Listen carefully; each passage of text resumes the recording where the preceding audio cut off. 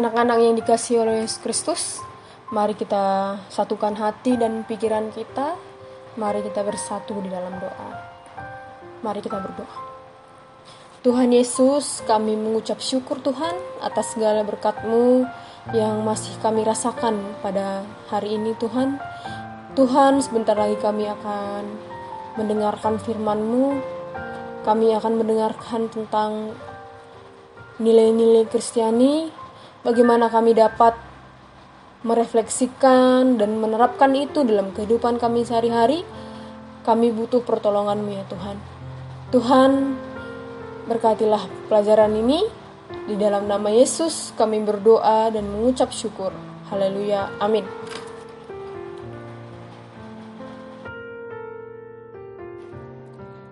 Shalom anak-anak yang dikasihi oleh Yesus Kristus.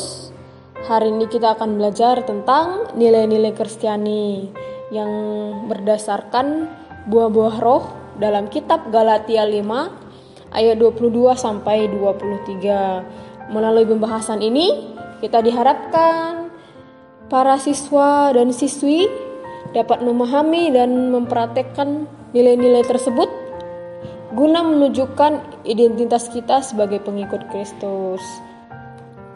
Sekarang kita mau lihat isi dari teks Alkitab Galatia 5 ayat 22 sampai 23. Begini bunyinya. Tetapi buah roh ialah kasih, sukacita, damai sejahtera, kesabaran, kemurahan, kebaikan, kesetiaan, kelemah lembutan, penguasaan diri. Tidak ada hukum yang menentang hal itu. Sekarang kita akan membahas satu persatu ya. Yang pertama itu adalah kasih. Istilah kasih dalam bahasa aslinya dipakai dengan kata agape, yang berarti kasih tanpa pamrih, kasih tanpa imbalan atau balasan, kasih Allah kepada manusia yang mengasihi, menyelamatkan manusia tanpa mengharapkan balasan sedikit pun. Kasih seperti inilah yang diberikan Allah kepada manusia. Contohnya, ketika Allah mengaruniakan anaknya yang tunggal untuk menebus dosa manusia. Nilai kasih merupakan suatu keharusan yang perlu diwujud nyatakan dalam kehidupan yang nyata oleh siapapun dan dimanapun, baik itu tua, muda, anak-anak, pekerja, maupun seorang pelajar. Inti dari seluruh iman Kristen adalah kasih. Kasih kepada Tuhan maupun kasih terhadap sesama. Dengan mewujudkan kasih, itu berarti kita juga peduli terhadap sesama manusia, bahkan dengan seluruh dunia. Tanpa kasih, sia-sialah apapun yang kita miliki, apapun yang kita lakukan.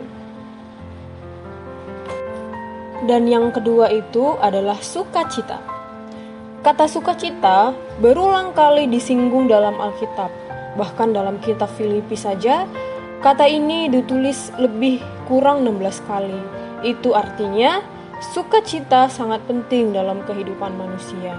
Tuhan Yesus menginginkan agar setiap umatnya bersukacita, karena dalam firman Tuhan mengatakan bahwa bersukacitalah dalam Tuhan, sekali lagi bersukacitalah, yang ada dalam Filipi 4 ayat 4. Yang ketiga adalah damai sejahtera. Istilah damai sejahtera dalam bahasa Ibrani dipakai dengan kata shalom, yang biasanya kita gunakan untuk menyapa dan menanyakan kabar.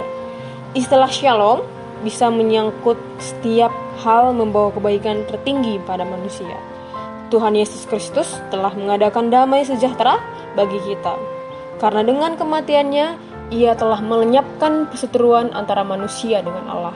Untuk itu, kita setiap umat manusia menjauhi segala bentuk perselisihan, pertengkaran yang dapat memicu perkelahian dan permusuhan antar sesama. Yang keempat, kesabaran.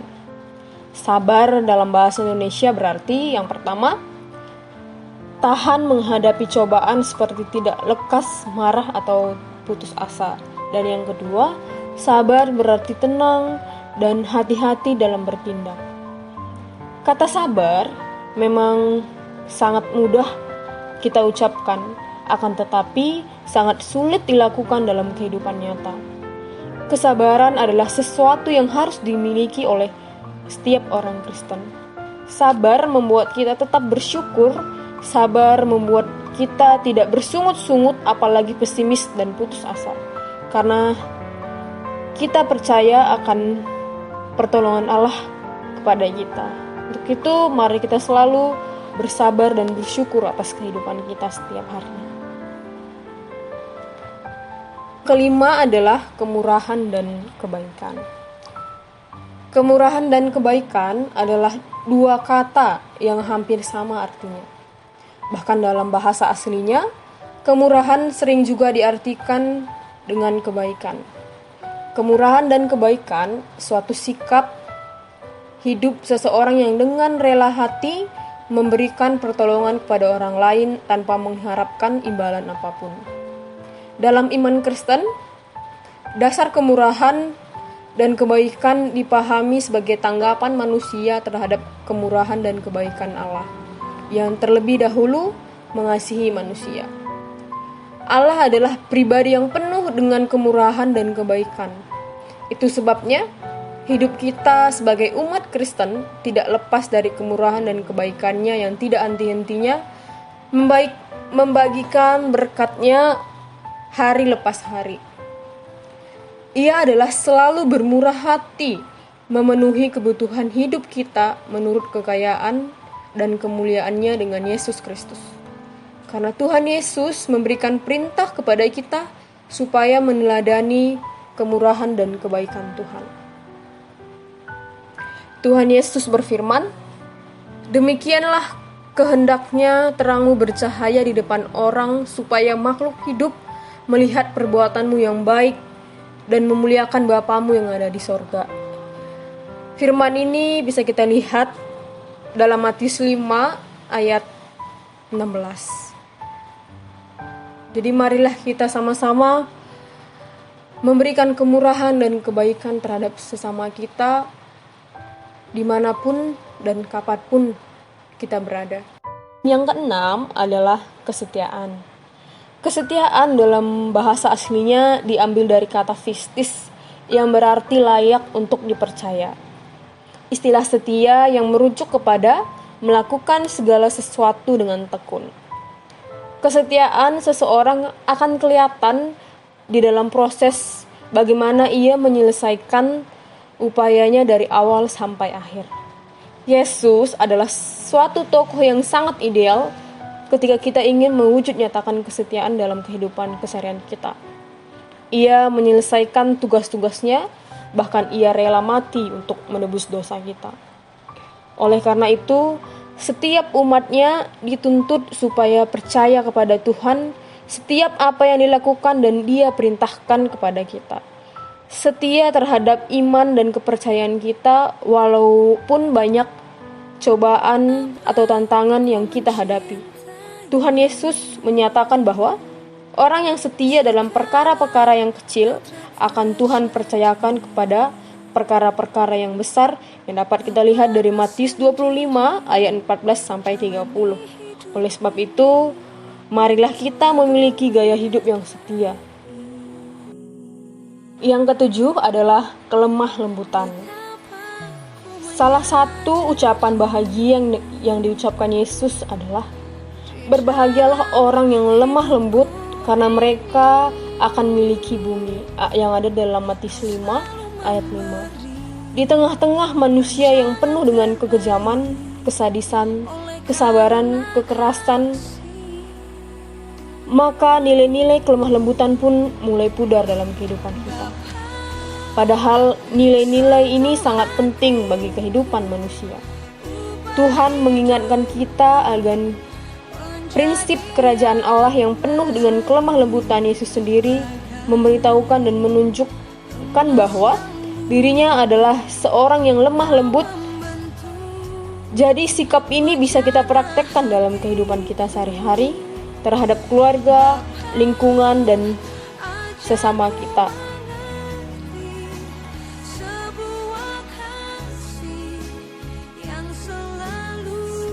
Yang kedelapan adalah penguasaan diri. Nilai penguasaan diri adalah suatu sikap di mana seseorang mampu mengontrol dirinya secara baik dan benar. Seringkali, keinginan manusia dikuasai oleh nafsu dan emosi yang tidak terkontrol. Akibatnya, manusia menjadi korban dari keinginannya sendiri. Yusuf adalah tokoh yang bisa kita teladani dalam kita menguasai diri kita, yaitu bagaimana Yusuf mampu menguasai dirinya sendiri ketika istri Potifar mengajak dia untuk bersetubuh. Jadi dalam saat itu dia tidak mau untuk bersetubuh dengan istri Potifar karena dia adalah orang yang beriman dan mampu menguasai dirinya sendiri.